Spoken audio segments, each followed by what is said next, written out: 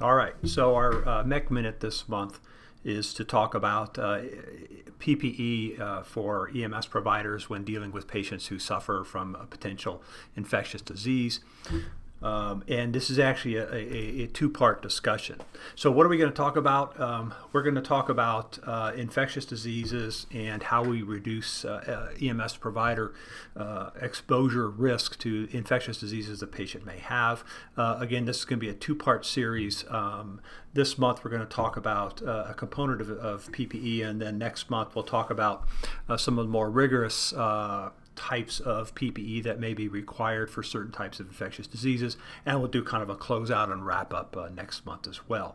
So if you think about it, most of our patients do not represent significant infectious disease risk, but we have to make an assumption that a potential hazard exists for all of our runs.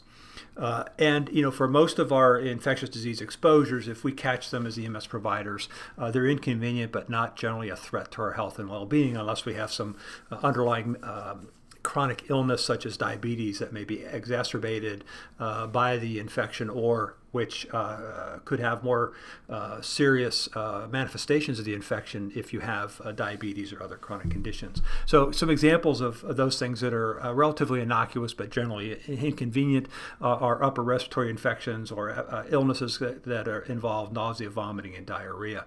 We find these illnesses to be inconvenient but generally not a threat to our health and well-being.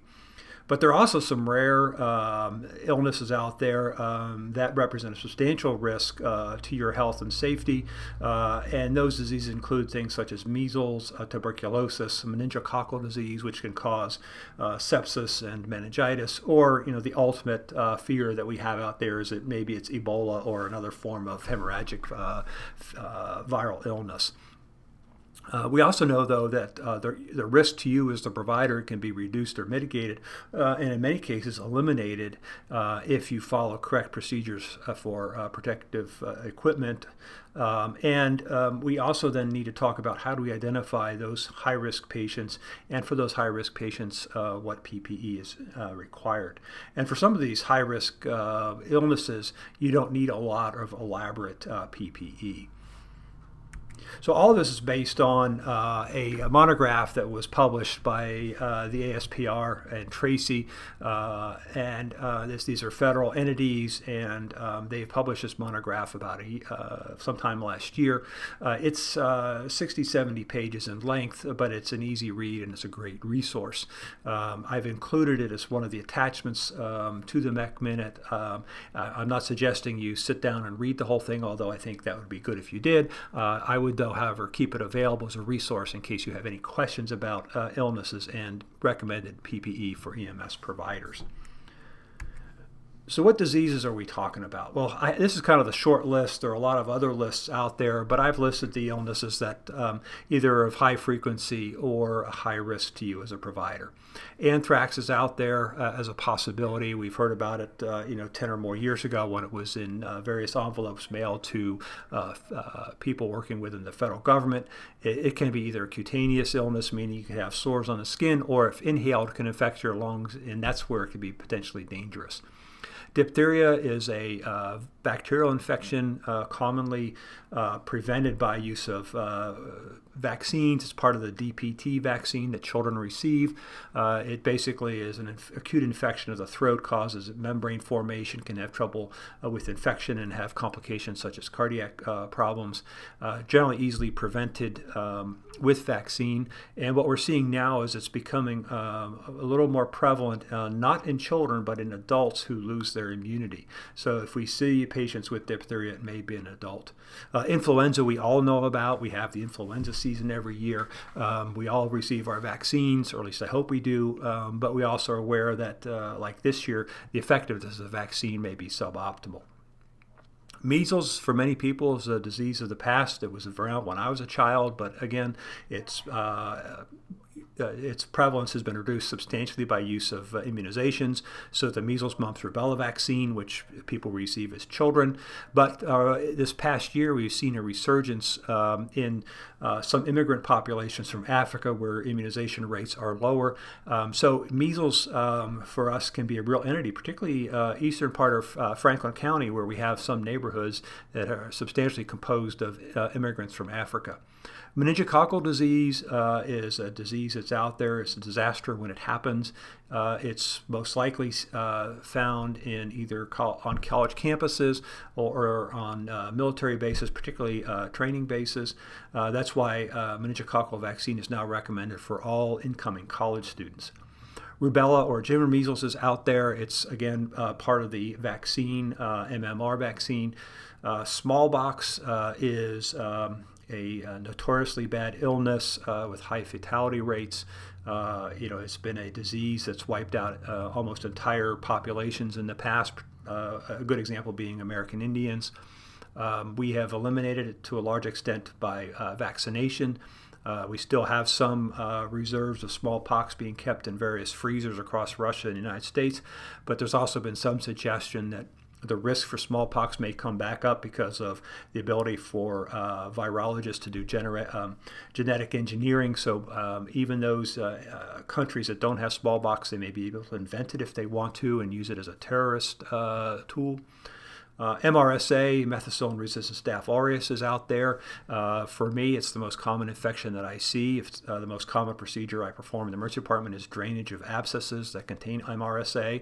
It's particularly prevalent in people who use needles for drug use, but we also see it in other patient populations, and it tends to run in families, so if one family member is colonized, other members become colonized. So MRSA is a concern of ours for patients who we transport with open wounds. Viral hemorrhagic fevers are out there, particularly in Africa, and those include Ebola and Marburg. There's been a recent note of recurrence in West African countries. Hopefully that will never make it to the United States. We're all aware of hepatitis A, B, C, and then there's others, E, F, and G. But A, B, and C are what we worry about. These are communicable. Hepatitis A is so-called infectious hepatitis, and it's transmitted by oral fecal route, so that if you get it in your mouth or other mucous membranes, you can contract the illness. It's not as prevalent as hepatitis B and hepatitis C, particularly hepatitis C, which is highly prevalent now in patients who use needles for drug abuse. Mumps is another viral infection. We occasionally see flare-ups of it, and it mostly involves the salivary glands, although sometimes in men the testicles can become inflamed, and it could result in sterility. Pertussis or whooping cough, we are seeing a recurrence again for the same reason as diphtheria. It's part of what's included in the DPT vaccine, and in the emergency department now we actually use the DPT vaccine for adults when patients require tetanus prophylaxis. But pertussis is showing a recurrence, and you can often pick up on it just by the harsh cough that children or adults may have.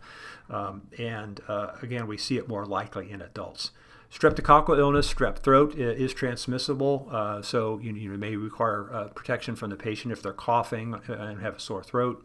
The rhinovirus or common cold is out there as a potential infectious disease that we can protect ourselves against by using appropriate protection. And then the norovirus, which is in the past has been called the Norwalk virus. It's the virus that causes those large infectious outbreaks on cruise ships where patients develop nausea, vomiting, and diarrhea. It is definitely not something you'd like to have, so you really want to take the opportunity to protect yourself. So if we talk about PPE, it really all starts with dispatch. And dispatch is in a position where they can ask some basic questions to identify potential risk of disease and illness for EMS providers.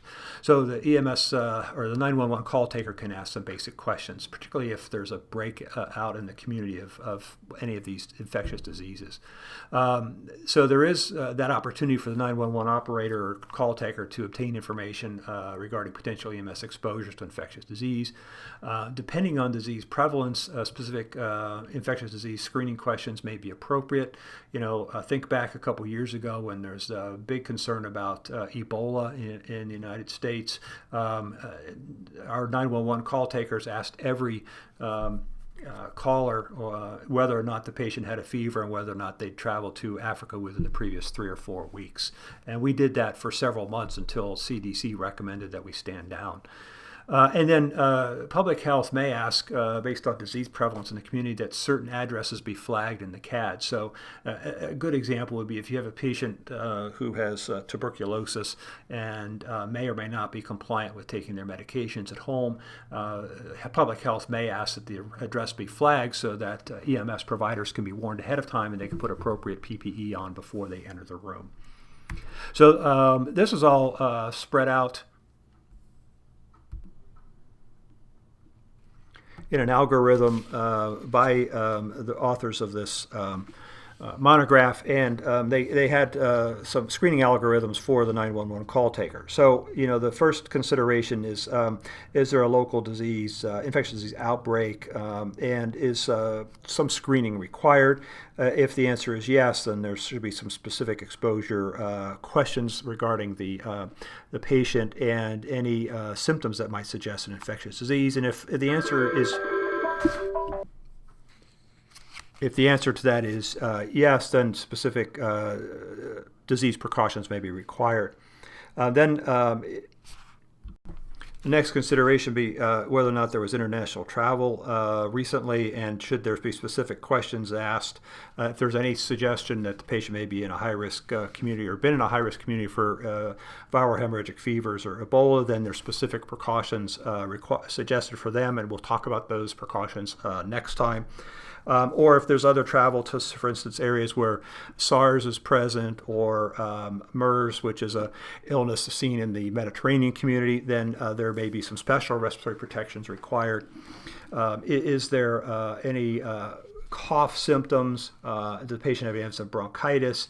If so, are there any high-risk features, or has there been an outbreak in the community where special precautions may need to be taken for TB or chickenpox or measles? Then airborne precautions are needed. If you think about the germs that we worry about that can be easily transmitted up to 6 feet, 7 feet away, it's tuberculosis, chickenpox, and measles, and those are the patients that get the airborne precautions. Again, we'll talk about those next time. And if not, if the patient is coughing but does not have these high risks suggested of TB, measles, or chickenpox, then usual droplet precautions are required. Droplet precautions generally are for illnesses that can be spread if you're within 3 feet of the patient. If the patient has no cough, hasn't had recent travel, but they have vomiting and diarrhea, then we need to use contact precautions, which we will talk about today. Basically, you want to protect yourself from vomit and from any fecal material. And then finally, if the patient has other symptoms and really has nothing to suggest any significant infection, or they have a low-risk infectious process, then standard precautions are what we can use. And we'll talk about those today. What can the responder do? Well, vigilance is always important. What is the scene like? What do you need to size up the scene? If the patient has respiratory symptoms and risk for infectious disease, stay back 6 or 7 feet until you can get your PPE on. Avoid direct contact with the patient until your PPE is on. And be aware that what you do for protecting yourself may cause some concern to the family members or to the patient, and be ready to address those concerns. If the patient's got a cough, you can put a mask on the patient, whether it's a surgical mask or an oxygen mask. Always protect your eyes and mucous membranes. So, anything that you might be able to get by oral contact, you may also be at risk to contract as an illness if you have contact to your nose or eyes. And then follow correct procedures for putting PPE on and off. We're not going to spend any real time talking about donning and doffing PPE. At this point, that's a whole different training topic. And then always remember hand hygiene. So hand hygiene is important before you touch the patient, before you put on your PPE, and then again after you take all your PPE off. Other on-scene actions. have to do with preparing for the situation based on information for dispatch. So if you know you're going to a high-risk circumstance, be ready and have your PPE on before you enter the room. Apply the PPE that's appropriate for the condition. On the next slide, I'll go through an algorithm that goes into more detail. Notify any other additional incoming providers of need for PPE. So if you're first on scene and identify patient risk, notify the incoming companies that PPE is required before they enter, or consider staging them outside of the room and bring them in only if there's a need for them to be involved. For severe GI symptoms, consider use of the emesis bag. So if you can contain the emesis in a vomit bag, that's a whole lot better than having it all over the patient and all over the blankets and garments of the patient. Consider getting the patient in an absorbent undergarment for diarrheal illness if you have an opportunity. For many of our runs, we don't have that opportunity, and we generally don't carry Depends or peri-pads in our vehicles. But if you're in an ECF, for instance, and you're transferring a patient and they have copious diarrhea without an undergarment on, ask the facility staff for an undergarment to put on before you move the patient. And then, if necessary, notify the receiving facility of any isolation needs. And this is important because most facilities, or all facilities, have the ability to isolate patients, but the room they need for isolation may not be readily available, so any advanced warning to the facility is appreciated. Another reason to notify ahead of time is if the patient has something on them, such as bed bugs or lice, and they require decontamination or bathing before they come to a room. Most of the facilities also need a little notification so they can prep the decon room before the patient arrives. Here's the algorithm I was talking about, and it basically breaks down those illnesses that you should consider based on the patient's symptoms. And this is where preparation is important. This is where you step back from the patient if necessary to assess the situation. So if the patient has GI symptoms, consider whether or not they might have Ebola virus or viral hemorrhagic fever. Very low risk for us, but I think it's something to consider, and ask whether or not they've had any recent travel history to Western African countries. And for that exposure, they suggest the special PPE, which is listed at the bottom of the page. The index is at the bottom of the page. So, the Ebola virus or viral hemorrhagic fever precautions, which again we'll talk about next month. If the patient has potential norovirus exposure with diarrhea and vomiting, consider contact isolation. If the patient has C. diff infection, and C. diff is a bacterial infection of the gut, initially years ago we saw it only in patients who took certain antibiotics. Now we see it more and more in the elderly, particularly in ECFs. It's definitely an illness you do not want to contract, so PPE is indicated. If the patient's got fever and flu-like symptoms, think about influenza, think about MERS, think about strep pharyngitis, and think about other symptoms that or other viral illnesses that may require at least standard precautions. If the patient has cough or respiratory illness, again, think about MERS, think about influenza. Those patients would require special respiratory precautions. For pneumonia, it's droplet precautions for many causes. TB, particularly if you think the patient's at risk for TB, then they need airborne precautions, which involves use of a HEPA filter mask. The patients who you think about with possible TB are those patients who are immune compromised, such as patients with HIV disease, particularly if they are in a poor socioeconomic situation or they look chronically emaciated and their lifestyle suggests they're at increased risk for TB. Also think about TB from African immigrants who have acute febrile illness, particularly if symptoms have been ongoing and they're losing weight and look ill. So always think about tuberculosis in immigrants, particularly from Asia and Africa. If the patient has skin changes, see if they have large open wounds, in which case they may need contact precautions. If they have any risk factors for measles, such as recent immigrants without adequate immunization and they have a funny looking rash, think about measles. Those patients would require airborne precautions. Any type of zoster infections, whether it's chickenpox or shingles, they would require either airborne or contact precautions depending on their symptoms. Chickenpox is the same way, and then meningococcal disease. Those patients require droplet precautions. The meningococcal disease typically have those large bruise-like lesions with fever. They may have a stiff neck. Those patients are incredibly ill, and they are a significant potential source of infection to EMS providers. Think about patients if they've been on antibiotics, could they have various antibiotic-resistant infections such as MRSA?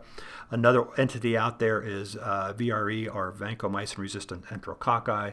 That's usually a urine infection, very unlikely that it represents a significant exposure to you, but contact precautions are probably appropriate for them.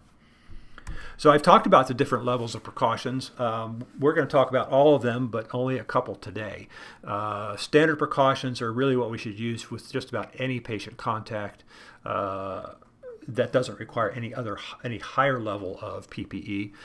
Contact precautions are what we use for patients who have draining wounds and copious body secretions. Droplet precautions have to do mostly with respiratory illness, as does airborne precautions and special respiratory precautions. Because of those three categories and kind of a distinction between when you use one versus the other, we'll talk about that as a group next month. And then the dreaded Ebola and viral hemorrhagic fevers, which hopefully for us remain topics of interest, but not of real threat to us. But we never know if some disease such as viral hemorrhagic fever is going to make it across the ocean and become a risk for our providers. So standard precautions, this is the bare minimum of PPE. We will use these precautions, or should use these precautions, for most patient contacts. But in terms of infectious diseases that we think about, it's HIV, anthrax, cellulitis, minor wound infections, and upper respiratory infections. Again, anthrax, for what we were going to see, is going to primarily be a cutaneous illness. It's possible that if the patient has pulmonary anthrax, we may need to use a higher level of PPE, but it's very unlikely that we're going to be seeing those patients, or that it's going to be known in advance that we have a patient with pulmonary anthrax. So what can the dispatcher do for us?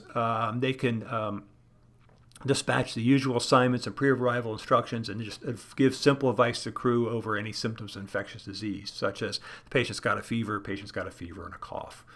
What type of PPE should you use as standard precautions? Well, it's, we assess the patient and we use PPE as required.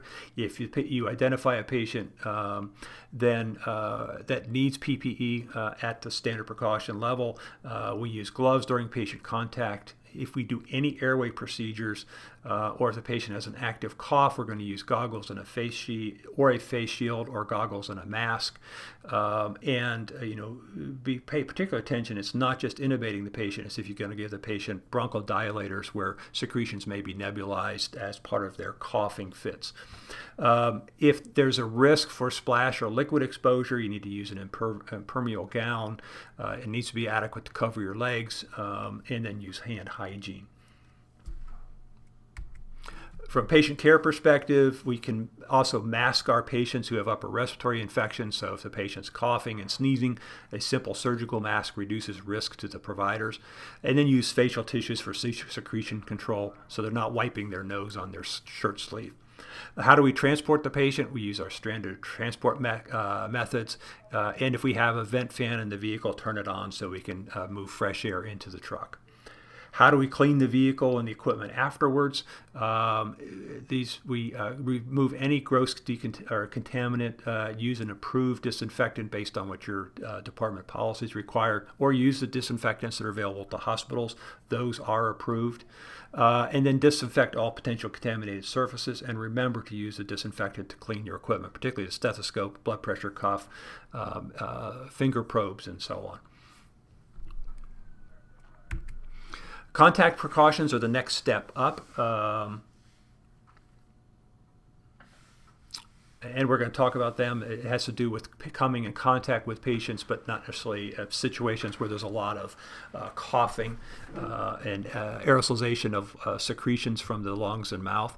So situations where you may or where you should use contact precautions, any situation where there's a wound, whether it's an injury or a post-operative wound where there's significant drainage, any patient who's got reported MRSA infection, any patient who may have a reported VRE, that's the vancomycin-resistant enterococcus infections, any patients with infectious diarrhea, whether it's C. diff or a situation where you may be concerned about norovirus, so if there's a household of people that all are down and ill with the same nausea, vomiting, diarrhea, there's a good chance it's norovirus, or any other infectious diarrhea.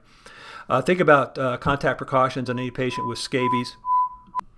Think about contact precautions for patients with lice or scabies. A patient with an RSV infection, such as a child, in which case they would also have some type of a mask on the patient. Again, dispatch actions. What can dispatch do to help us as part of this?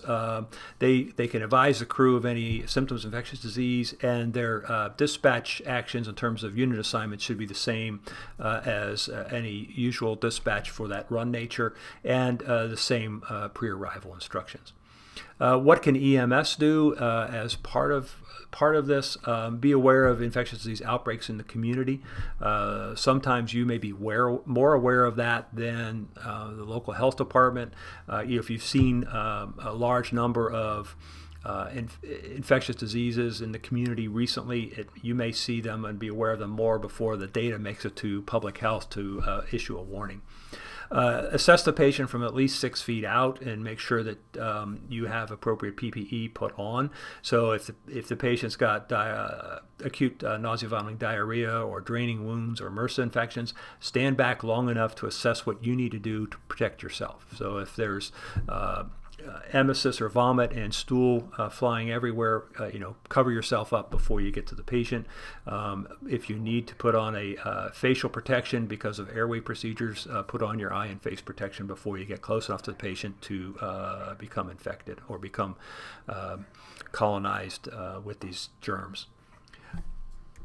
Other things in terms of PPE, if you're at risk to come in contact with body secretions and get it on your clothing, use a fluid-resistant gown. If it's really bad, you may, and depending on your body size, you may need to put on coveralls, but gown is usually enough. Maybe you need some foot covering so you don't step in it. You need disposable gloves. They don't have to be sterile. And then strict adherence to standard precautions based on the situation. So if you're at risk to be exposed with aerosolized or projectile body secretions, then put on the mask, the goggles, and the shield. And again, always remember hand hygiene before and after you make contact with the patient.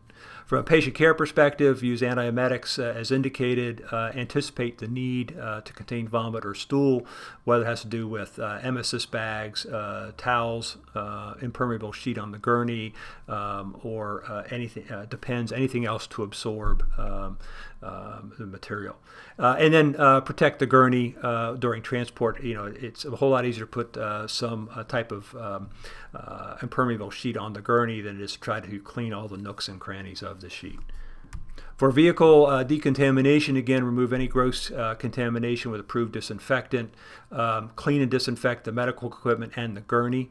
If you have any patient where there's concern that they may have C. diff infection, you have to use a bleach solution. The other disinfectants generally are not adequate for C. diff. So C. diff can form spores, which can become active in the future, and bleach solution is much better at killing the spores and as well as the bacteria. So if for instance, a Malcarmel East, the bleach containing wipes are the ones with the yellow tops. The purplish tops are the standard disinfectant. So that's it for this session in terms of infectious disease and PPE. Again, we've approached this from the perspective of identifying high-risk patients and high-risk features that can help you determine what PPE is required so you can safely transport the patient. This has been no attempt to be a comprehensive review of infectious disease and all infection control procedures. Next month, we'll talk about droplet precautions, airborne precautions, those special respiratory precautions that are required for certain organisms. We'll talk about the hemorrhagic or viral hemorrhagic fevers, which include Ebola, and we'll do a quick wrap-up of all levels of PPE as part of the closeout.